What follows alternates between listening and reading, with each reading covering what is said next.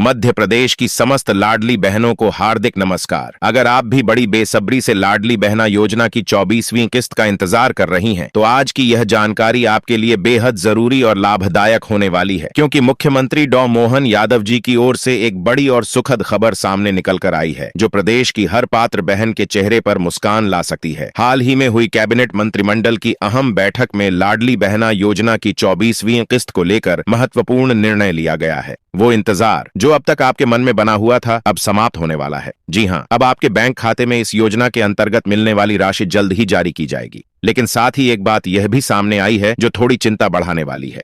सरकार की ओर से स्पष्ट कर दिया गया है कि अब की बार बहुत सी बहनों के खाते में यह राशि नहीं आएगी, और इसका मुख्य कारण यह है कि सरकार ने योजना की पात्रता को लेकर कुछ नए नियम और शर्तें लागू कर दिए हैं।